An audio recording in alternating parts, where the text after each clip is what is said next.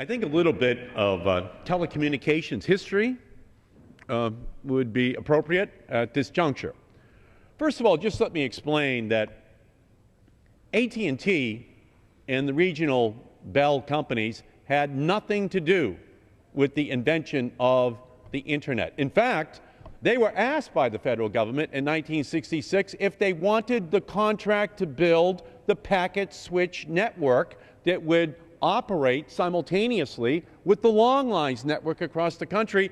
And AT&T and Bell South and Verizon all said, no, we don't want to build the packet switch network. Give it to someone else. And so they did. They gave it to a tiny company, Bolt, Beranek, and Newman up in Massachusetts, which built the Internet across the country, designed it without any of the Bell operating companies. And back in the 1960s and the 1970s, when people said to AT&T and said to Verizon and said to Bell, how about allowing people to be able to go out and buy another phone other than a black rotary dial phone? Well, here's what AT&T and Bell South said. They said, if you allow someone to buy another phone other than a black rotary dial phone, it could destroy the entire phone system of our country. Back in the 1970s and early 1980s, when there were new companies called MCI and Sprint that wanted to provide competing long-distance service, remember, up until the mid-80s, whenever Grandma called from California, people would run to the phone saying, run, it's long distance. It costs $1 a minute. That was AT&T. That was the Bell system across our country. No competition, no incentive to introduce innovation, no incentive to lower prices, no incentive to make the consumer the king. And then along comes the 1990s and 2000.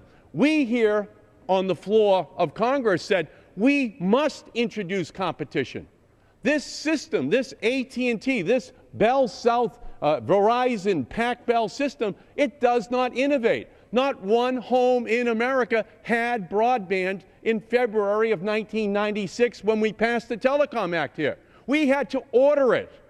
There were no broadband users in America in any home as we passed the bill. And so what we tried to do is to induce Darwinian, paranoia-inducing competition. What do the broadband barons seek to accomplish? They, as the private sector, they want to squash competition. They don't ever, and they never will invent a Hulu, an Amazon, an eBay.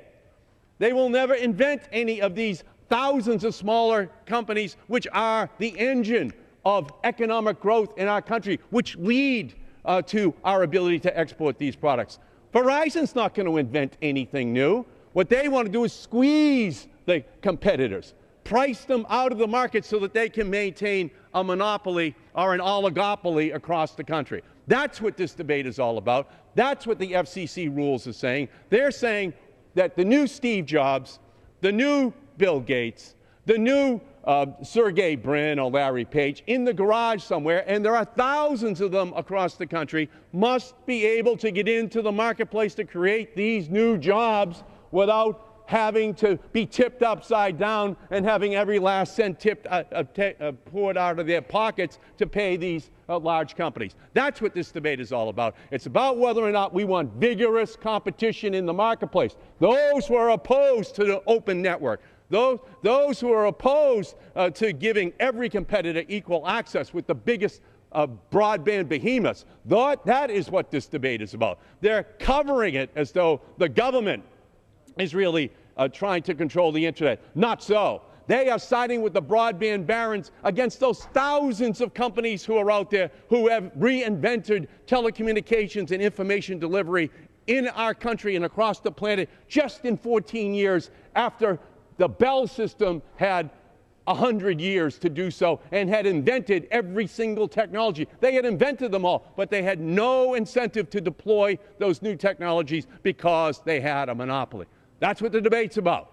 You vote for this amendment to give control by the broadband barons over the Internet once again, then you will see an inexorable, inevitable decline in innovation, in an investment in the private sector in these new products, these new technologies, these new applications, these new devices, which are basically invented by hundreds and thousands of smaller companies in our country. That's the choice you have. Gentleman's Vote time has no expired. on this amendment that shuts down the Internet.